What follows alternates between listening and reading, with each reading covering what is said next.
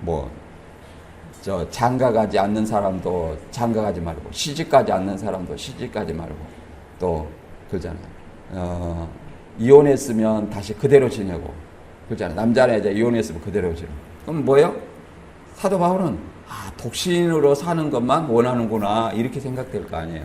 근데 그런 것은 그 당시에 그 시대 사도 바울의 견해다.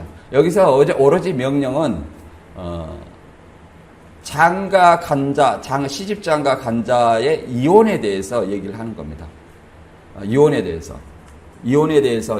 대해서만 주께 받은 명령이라 하면서 음행한 연고 외에는 이혼하지 말라. 이건 주께 받은 명령이라고 얘기를 합니다. 그러나 하나님은 그러잖아요. 남자와 여자를 창조한 것은 뭐 하라는 거예요? 홀로 독처하는 것이 못하니 결혼을 해라. 그럼 결혼하는 것은 우리 생명이 무한해요, 유한해요? 예, 유한하잖아요. 반드시 죽게 되어 있어요. 왜? 아담의 범죄로 인해서 아담의 후손은 다 죽게 되어 있어요. 그래서 반드시 결혼을 해서 뭘 낳아야 돼요? 이세를 낳으라는 거예요. 이세. 예, 그것이 하나님이 우리를 창조한 목적이다 이렇게 얘기를 합니다. 그래서 거기 관해서 이제 그 부부생활 간의 문제, 그 다음에 미혼자의 여러 가지 문제를 얘기를 했었죠. 이 당시에는 바울의 초대교회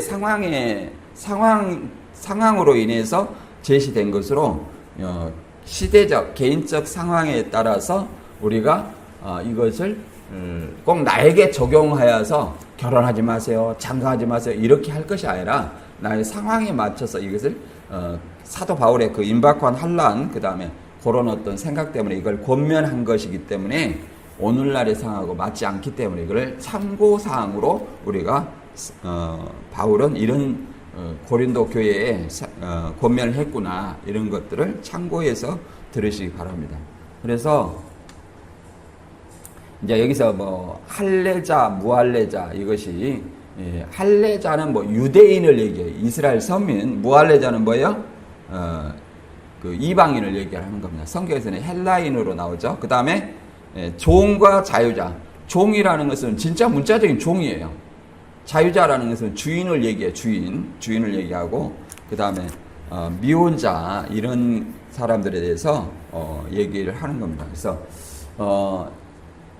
여기서 중요한 것은, 사도 바울이 중요한 것은 성도들이 자신의 세상적 신분과 처지가 어떠하든지 거기에 얽매이지 말고 주어진 상황 속에서 하나님의 뜻이 무엇인지 분별하고 그에 합당한 삶을 살아야 된다 이렇게 권면합니다. 초대교회 당시에는 그 노예제도가 발달한 로마 제국의 통치 사회와, 그렇죠? 로마 제국의 통치 사회에 노예제도가 굉장히 발달했죠. 그래서 교회 안에 귀족과 자유시민, 노예 계급의 성도들이 있었고, 또 유대인과 이방인이 섞여 있었어요. 그러니까 이런 말을 하는 거예요. 오늘날에 뭐 주인과 노예가 있습니까? 이제 보이지 않는 계급은 있죠. 직업으로 인해서 또 부에 따라서 보이지 않는 그런 거 있지만 우리가 공식적으로는 없어. 옛날에는 무슨 성씨를 가진 사람은 양반이고 무슨 성씨를 가진 사람은 상노이다 이런 것도 있었는데 오늘날에는 그런 것이 존재하지 않습니다. 그래서 오늘날에는 맞지 않는 것이다.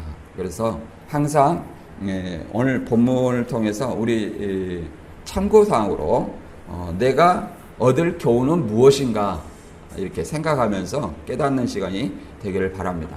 오늘 본문 말씀 한번 읽고 하나씩 우리가 알아보도록 하겠습니다. 오늘 본문 말씀 말 그대로 내가 어떤 신분이나 그러잖아 그런 유무 이런 것에 의미에 따라서 혈통 이런 것에 의미 없이 부르심을 받은 그대로 지내라. 그걸 바꾸려고 할 필요가 없다 이런 얘기예요. 바꾸려고 할 필요 없다. 부르심을 받은 그대로 지내라. 무할례로 받았느냐?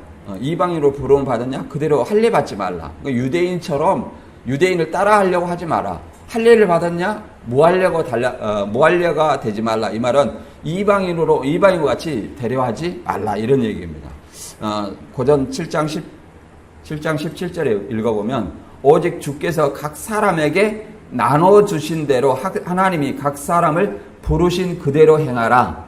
내가 모든 교회에 이와 같이 명하노라. 할례자로서 부르심을 받은 자가 있느냐? 무할례가 되지 말며 무할례로 부르심을 받은 자가 있느냐? 할례를 받지 말라. 할례를 받은 것도 아무것도 아니요 할례를 받지 아니하는 것도 아무것도 아니로되 오직 하나님의 계명을 지킬 따름이니라 이렇게 얘기를 합니다. 그래서 이 할례자 바울은 이렇게 얘기를 했어요. 바울은 디모데와 디도에 대해서 설명하기를 복음을 전하는 데 있어서 무엇이 좋은가 그 상황을 이용해서 복음을 전했어요. 디모데는 어머니가 유대인이고 아버지가 헬라인이에요. 이방인이에요. 그랬을 때 유대인은 한쪽의 혈통만 유대이면 그 자녀도 뭘로 보냐면 유대인으로 봐요. 지금도 그러잖아요. 그 이스라엘 보면 정통 유대인이라는 것은 양쪽 다 부부가 유대인이었을 때 정통 유대인이라고 얘기를 하는 겁니다.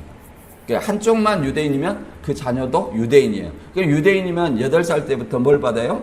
8세 할례를 받아야 돼요. 그게 유대인의 증표예요. 선민의 증표라고 얘기를 합니다.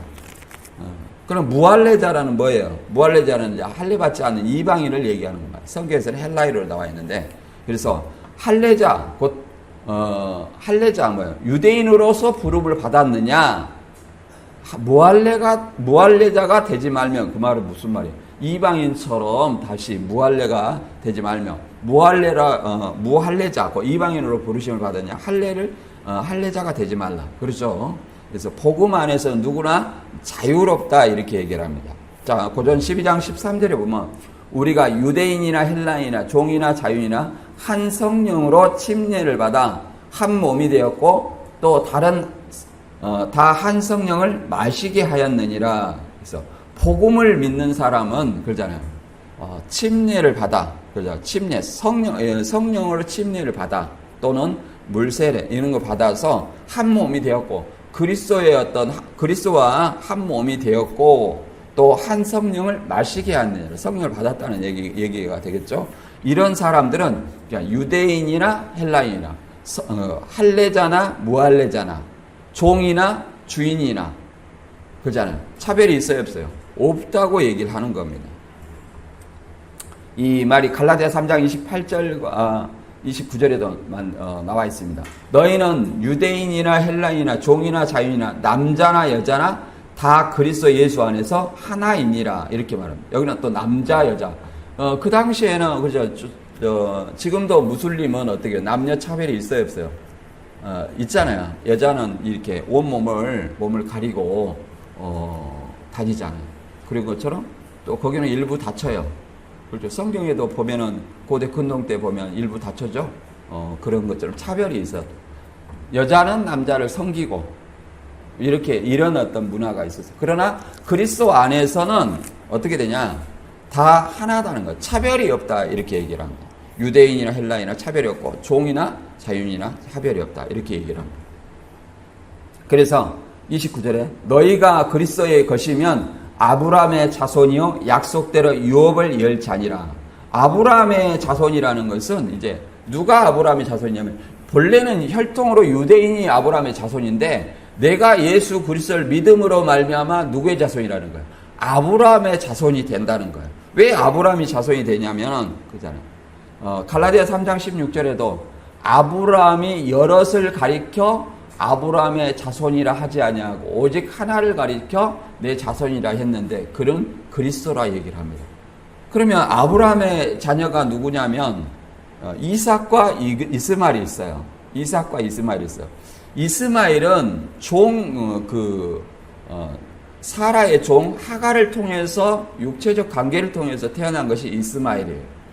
그러나 그는 하나님의 자녀라 하지 아니하고 사라를 통해서 낳은 뭐예요? 이삭만이 아브라함의 자녀라고 얘기를 합니다.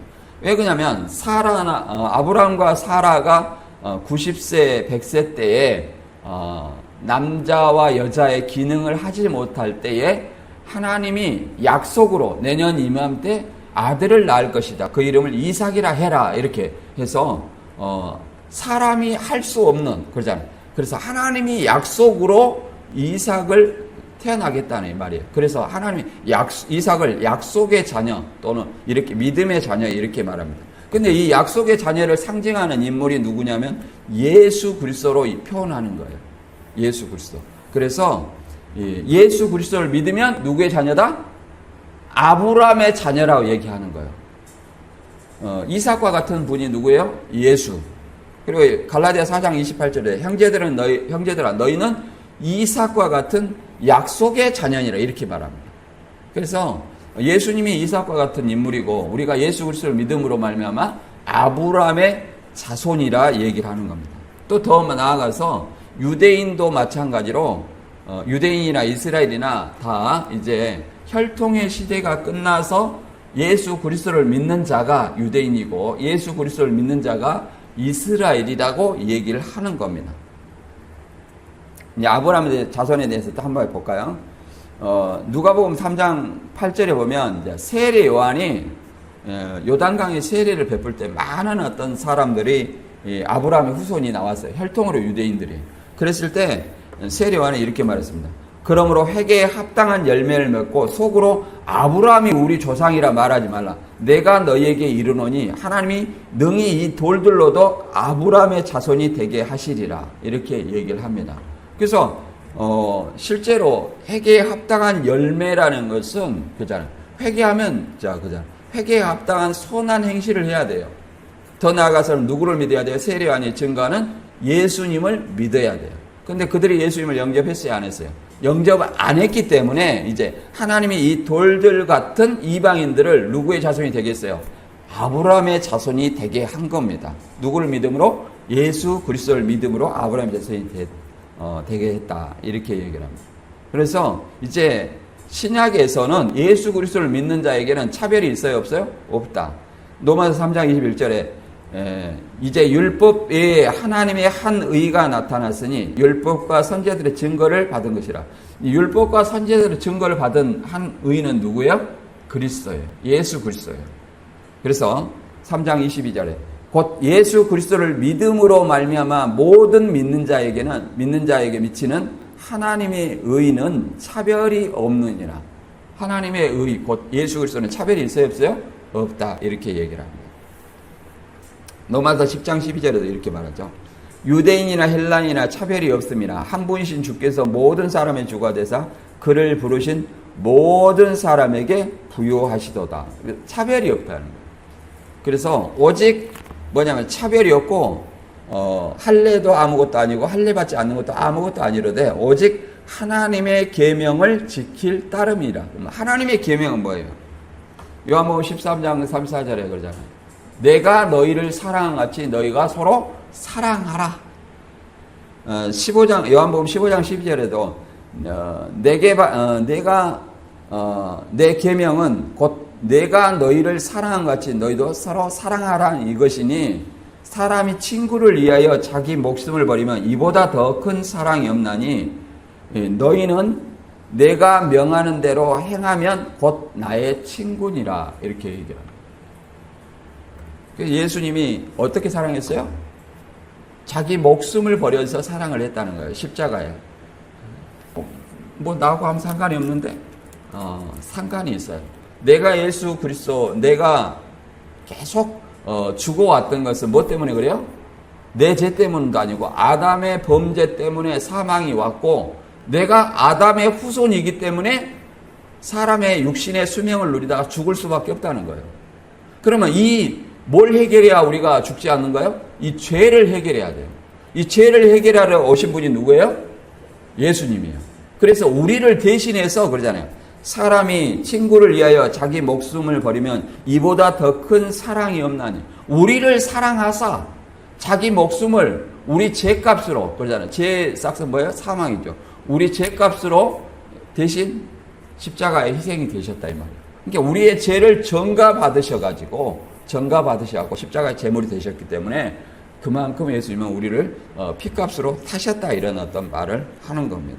그래서 하나님의 계명은 서로 내가 너희를 사랑한 같이 너희도 서로 사랑하라. 이렇게 얘기를 하는 겁니다. 그 다음에 이제 종과 자유자, 곧 종과 주인에 대해서 얘기를 하는 겁니다. 종과 주인. 주인을 자유자로 얘기하는 거예요.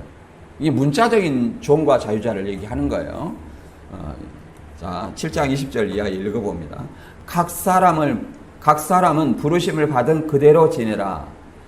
내가 종으로 있을 때 부르심을 받았느냐 염려하지 말라. 그러나 내가 자유롭게 될 수 있거든 그것을 이용하라. 주 안에서 부르심을 받은 자는 종이라도 주께 속한 자유인이요 또 그와 같이 자유인으로 있을 때 부르심을 받은 자는 그리스도의 종이니라. 너희는 값으로 사신 것이니 사람들의 종이 되지 말라. 이렇게 얘기를 하죠. 여기서 이제 그대로 지내라고 하는 것은 종은 그잖아요. 문자적인 종이니까 종으로 그대로 지내라는 얘기가 아니에요. 내가 자유롭게 될 수 있거든. 종에서 벗어날 수 있는 방법이 있거든. 그렇게 하라는 겁니다. 그리고 나는 자유이니까 다른 사람은 우월하다 이게 아니라 그러잖아요. 우월하다 그것이 아니라 너도 그리스도 안에 있으면 그리스도의 종이다. 결론적으로 모든 사람은 그리스도 안에서 자유롭대. 그러잖아요. 자유롭대. 누구의 종이에요? 그리스도의 종이에요. 사람의 종이 아니라 누구의 종이에요? 그리스도의 종이라 이렇게 얘기를 하는 겁니다. 왜 종이냐? 그리스도께서 우리를 사셨고, 그러잖아요. 우리를 사셨어요. 뭘로? 십자가의 제물이 되셔서 우리를 사셨어요. 우리가 죄의 싹수로 죽을 수밖에 없어요. 죄의 종이에요. 사단의 종이에요. 그런데 예수님의 십자가의 희생으로 말미암아 우리를 사셨어요. 그럼 우리는 누구의 것이에요?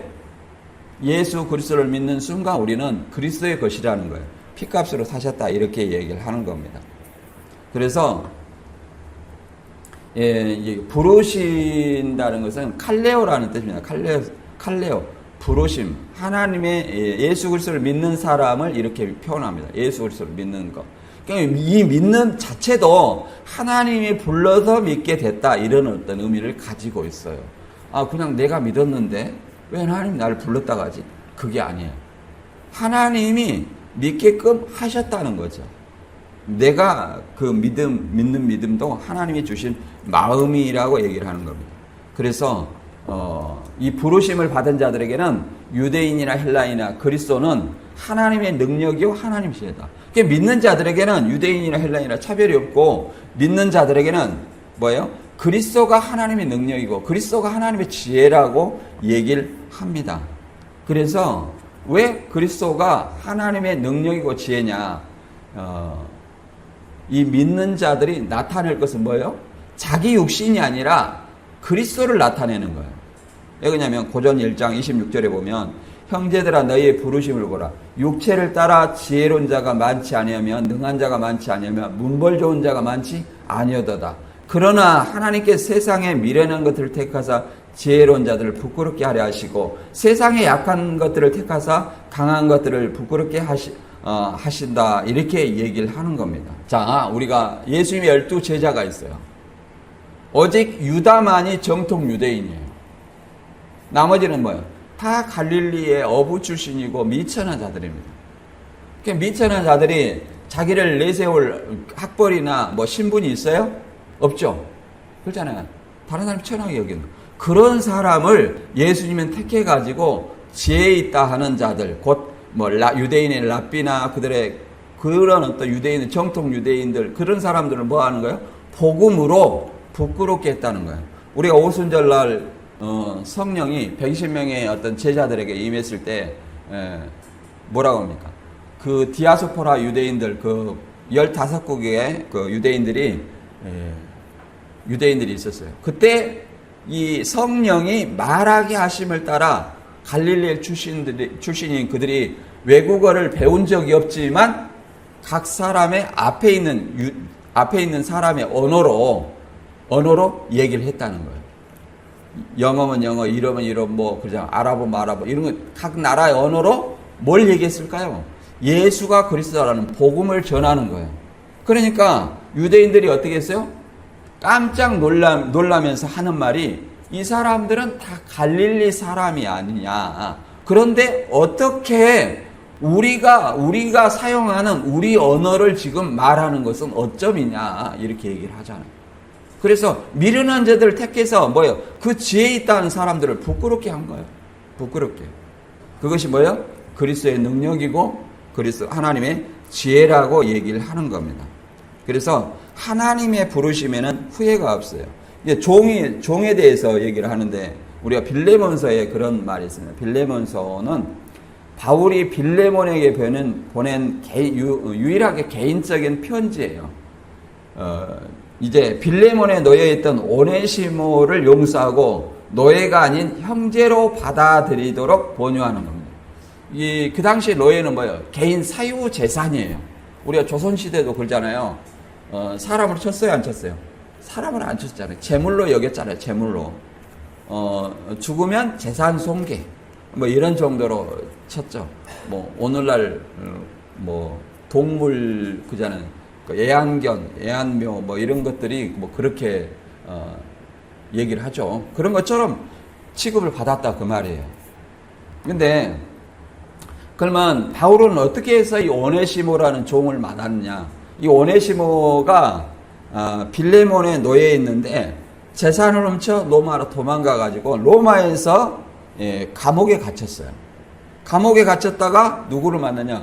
바울을 만난 감옥 동기요. 그래서 바울을 만나 그리스도를 믿고 회심했어요. 그래서 빌레몬에게 오네시모를 용서하고 받아들일 것을 권하는 겁니다.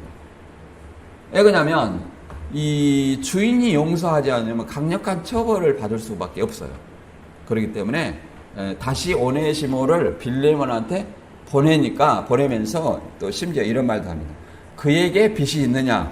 뭐 재산을 갖고 도망쳤으니까 그거 어떻게 할 거예요? 갚아야 되죠. 그러니까 내 앞으로 달아나라 이렇게 얘기를 합니다. 그러면 빌레몬이 그리스도인인데 바울한테 받겠어요? 쉽게 말해 형제처럼 용서하라는 거죠. 용서하라 이렇게 얘기합니다. 그래서 빌레몬서 1장 10절에 보면 이렇게 얘기합니다. 갇힌 자 중에서 낳은 아들 오네시모를 인하여 내게 간구하나니 이렇게 얘기합니다. 갇힌 자 중에 감옥에서 낳은 아들 감옥에서 지금 뭘 전했어요? 오네시모에게 복음을 전했어요. 그래서 오네시모가 회심을 했다 이 말이에요. 회심해서 바울을 섬겼겠죠. 그래서 1장 16절 빌레몬서 1장 16절에는 이후로는 그 빌레몬한테 이렇게 얘기합니다. 이후로는 종과 같이 대하지 아니하고 종 이상으로 곧 사랑받는 형제로 둘지라 내가 특별히 그러하거든 하물며 육신과 주인에서 상관된 내게랴 이렇게 말합니다. 그 빌레몬이 뭐예요? 육신의 주인이죠. 그래서 이제 바울은 종과 같이 대하지 아니하고 종 이상 곧 사랑받는 형제로 특별히 대한다는 거예요. 형제로. 그러기 때문에 빌레몬 너도 뭐라는 거예요? 육신과 주 안에서 상관된 내게랴. 그러니까 빌레몬도 누구를 믿는 거예요? 예수 그리스도를 믿는 거죠. 이게 똑같이 형제로 대하라고 얘기하는 겁니다. 18절에 그가 만일 내게 불의를 하였거든 내게 빚진 것이 있으면 그것을 내 앞으로 계산하라. 참 바울이 지금 감옥에서 돈 갚을지 목숨이 오늘 내일 하는데 지금 이렇게 얘기하는 거예요. 내 앞으로 계산해놔라. 그래서 지금 이제 오네시모가 석방이 되는가 봐요. 그러니까 다시 누구한테? 빌레몬한테 보내면 다시 종으로 대하지 말고 같은 그리스도 안에서 동등한 형제로 대하라 이렇게 얘기하는 겁니다.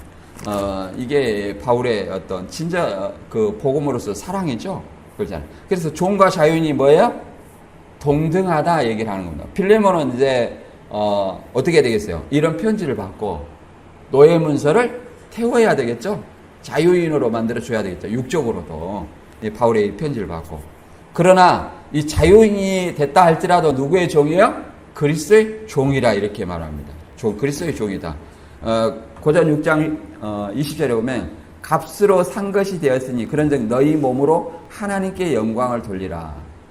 계시록 5장 9절 이하에서는 사람들을 피로 사서 하나님께 드리시고, 이 피로 샀다는 것은 대가를 주고 뭔가 샀다는 거예요. 그러면 대가를 주고 뭔가 내가 사면 그거는 내 거죠. 그런데 예수님은 자기를 희생해서 우리를 사신 거예요. 자기를 희생. 뭐 때문에? 우리가 죄로 인해서 죄값으로 인해서 죽을 수밖에 없는데 우리의 뭐요? 죄를 대신 전가 받으셔서 십자가 희생이 되셨다는 거예요. 그럼 우리를 죄의 삭스에 죽을 수밖에 없는데 우리의 생명을 사셨다는 것을 얘기를 하는 겁니다. 그러므로 우리는 누구의 종이요? 그리스도의 종이다. 그렇기 때문에 갈라디아 1장 10절의 말씀처럼 내가 사람의 좋게 하라 하나님께 기쁨을 구리하라. 내가 사람에게 기쁨을 구하면 그리스도의 종이 아니니라 이렇게 얘기를 하는 겁니다. 우리는 누구의 종이야? 그리스도의 종이다. 그 다음에 이제 결혼 유무에 대해서 얘기를 하는 겁니다. 처녀에 대해서 이렇게 얘기를 합니다. 이 말을 오늘날 그대로 전하면 다 시집 안 가야 돼요. 그런 얘기가 아닙니다. 고전 7장 24절 이하 읽어보겠습니다. 형제들아 너희는 각각 부르심을 받은 그대로 하나님께 함께 거하라. 처녀에 대하여는 내가 주께 받은 계명이 없을 때 주의 자비하심을 받아 충성스러운 자가 된 내가 의견을 말하노니 내 생각에 이것이 좋으니 곧 임박한 환난으로 말미암아 사람이 그냥 지내는 것이 좋으니라. 내가 아내에게 매였느냐 너희를 구하지 말며 아내에게 노였느냐 아내를 구하지 말라. 이혼한 사람도 다시 재혼하지 말라 이렇게 얘기하는 거죠. 요즘 이렇게 말하면 되겠어요? 현실에 맞지 않죠? 현실에. 그래서 이렇게 부르심을 받은 여기서 핵심은 뭐냐면 임박한 환난으로 인해서 그냥 지내는 것이 좋아하냐. 곧 예수 그리스도께서 재림하실 것으로 생각을 한 거예요. 바울은. 금방 재림할 거. 초대교회는 예수님이 그러잖아요. 십자가에 죽을 것과 다시 부활할 걸 얘기를 했어요.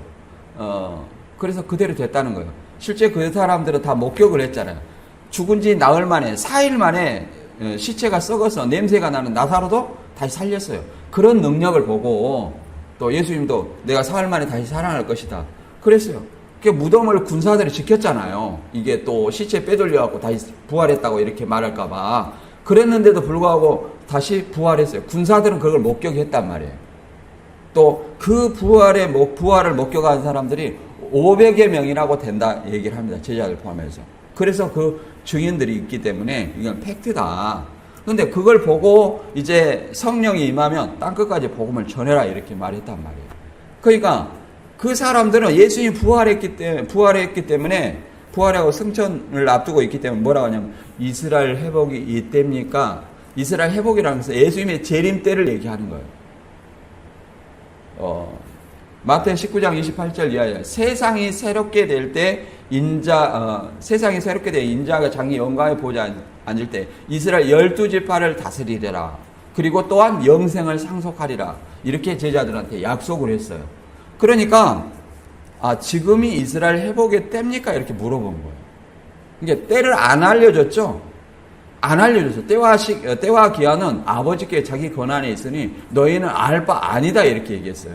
근데 이단들은 뭐예요? 그 날짜를 정해가지고 거기에 매진하게 하는 거예요. 올인하게 하는 거잖아.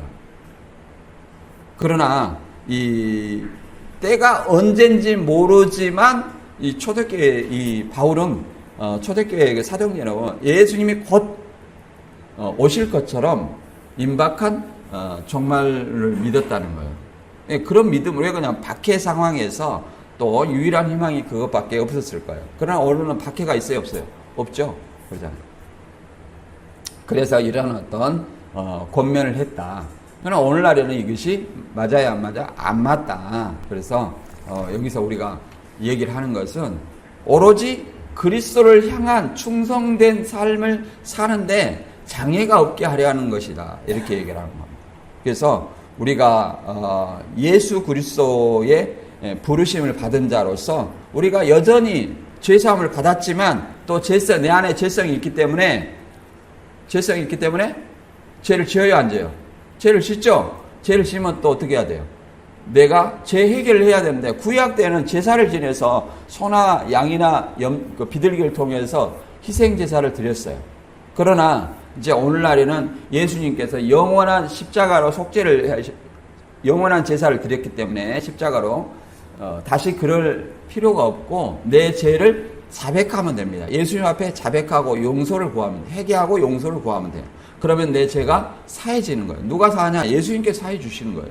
자, 요한일서 1장 7절에 보면 그가 빛 가운데 계신 같이 우리도 빛 가운데 행하면 우리가 서로 사귐이 있고 그 아들 예수의 피가 우리를 모든 죄에서 깨끗하게 하실 것이요. 누가? 예수. 그러잖아. 빛 가운데. 그러잖아. 예수의 피가 우리 모든 죄에서 깨끗하게 하실 것이요. 그럼 죄가 없는 사람은 죽어야 안 죽어요? 안 죽죠. 여기서 그러면 내가 육신이 죽는데 예수님이 오실 때까지는 우리가 죽어서 예수님이 계신 하늘 성소에 들어갈 수밖에 없습니다. 믿는 자들은. 그러나 예수님이 오시기 전에 안 믿는 사람은 음부에 들어갈 수밖에 없어요. 그래서 이 땅에서 우리가 어떻게 신앙생활을 하느냐, 믿냐 안 믿냐에 따라서 우리가 그냥 우리 영혼은 소멸되지 않아요. 우리 영혼은 소멸되지 않아요. 여호와 증인은 그렇게 소멸된다고 믿는데 우리가 영혼이 소멸되면 신앙할 필요 없어요. 그냥 이 생 살고 끝나는데 뭔 그것을 신앙을 하고 말고 하겠습니까? 내가 원하는 대로 살다가 죽으면 끝나죠. 그러나 이 생을 어떻게 사느냐에 따라서 예수님이 오시기 전까지, 예수님은 하나님과 예수님이 영생하는 분이죠. 그와 함께 살면, 그러잖아요. 그와 함께 살려면 뭐가 없어야 돼요? 죄가 없어야 돼요. 죄가 없어야 돼요. 또 그와 함께 살면 죽을 수 있어요, 없어요? 죽을 수가 없어요. 영생하는 분과 같이 산다는 것은 죽을 수 있다는 거예요, 없다는 거예요? 죽을 수가 없다. 그러나 이러한 몸은, 육신의 몸은 죽을 수밖에 없게 창조됐어요. 왜냐면 우리가 과학 시간에도 배웠지만 인간의 생명을 주관하는 세포가 뭐냐면 텔로미르라는 그 세포가 있다는 겁니다. 한 번씩 들어보셨죠? 23, 4대까지는 계속 이게 자라나, 세포 분열을 해요. 그러니까 이제 쌩쌩합니다. 그러나 23, 4세부터 이게 다 텔로미르라는 세포가 이게 다 자라요. 그 자라고 이제부터 그걸 달아지면서 노화가 되는 거예요. 달아지면서. 그래서 이게 다 달아지면 이제 노화가 돼서 이제 죽음이 오는 거예요. 이런 몸은 영생할 수 있어요, 없어요? 없다. 이런 몸으로 영생한다는 그 종교가 신천지입니다. 이런 몸으로 영생할 수 없어요. 순교영이 와가지고 순교영이 14만사전에 순교영이 와가지고 육신에 들어와가지고 영생한다, 이렇게 얘기합니다. 그럼 순교영은 뭔 죄예요? 그럼 누구의 정체성으로 살아야 할 거냐? 이런 어떤 문제도 있고요. 또 14만 4천 다음에 셀 수 없는 흰무리가 몰려오는데, 또 전에는 나무의 수완과 같다 하더니 그 사람이 이제 1만 2천 넘어서 온 사람들이 불안해하니까 누구도 영생해, 육체 영생해, 이렇게 얘기하는 겁니다. 그럼 뭐 어떤 문제가 있냐?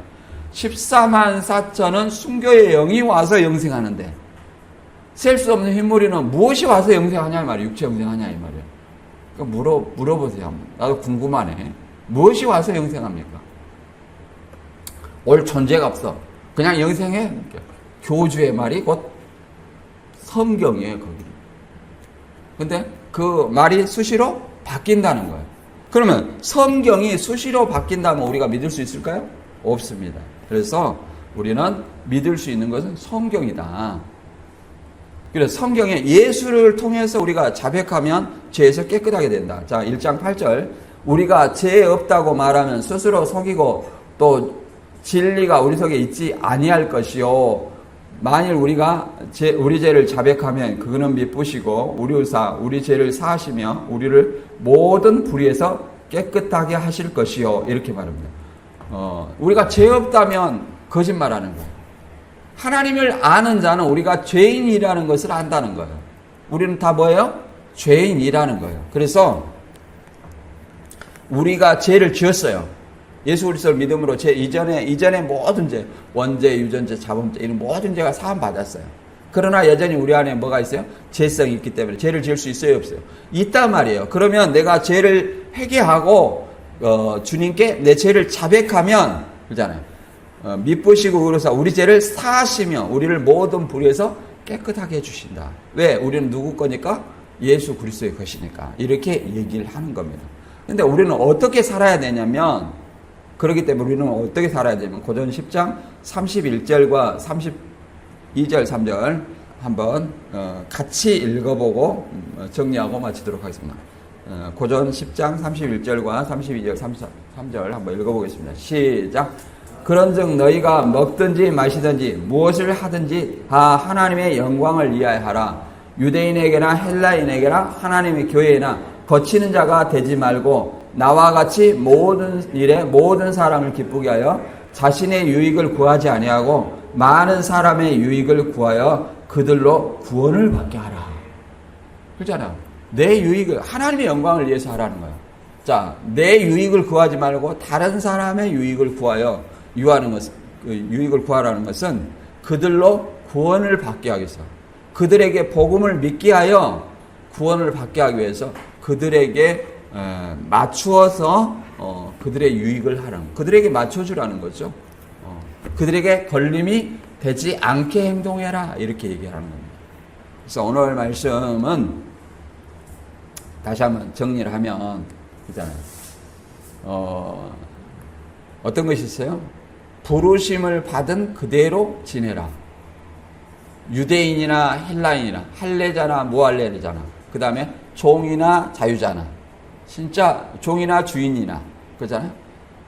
결혼한 자나 이혼한 자, 미혼자나 이혼한 자나 뭐하라? 그대로 지내라고 얘기를 합니다. 그러나 이것은 사도 바울의 생각이고 권면이라고 얘기를 하는 겁니다. 왜? 임박한 환난을 인해서 그냥 지내는 게 좋다. 그러나 여기서 우리가 그 결혼한 것에만 그렇게 해당하고, 일단은 할례자나 무할례자나 종이나 자유자, 여기에 대해서는 사도 바울의 말을 우리가 그대로 우리가 받아들여야 됩니다. 오늘날은 종은 없죠. 종으로 있는 사람은 자유하기를 바라고, 누구 안에 종이다? 그리스도 안에. 자, 우리는 유대인이 없어요. 오늘날 우리 한국에는 다 뭐예요? 무할례자인 이방인이에요. 이방인으로 부르심을 받았어요. 할례자처럼 행동하지 말라는 거예요. 그러니까 할례자처럼 행동하지 말라는 것은 율법을 지키려고 제사 지내고 막 절기 지키고 뭐 안식일을 지켜야 된다, 뭐 이런 어떤 행동을 하지 말라. 그 안에서 우리는 자유함을 얻었다, 이렇게 얘기를 합니다. 그래서 저와 여러분이 하나님의 뜻이 무엇인지 분별하여서 하나님의 영광을 위해 사는 삶을 사는 저와 여러분이 되시기를 주님의 이름으로 축원합니다.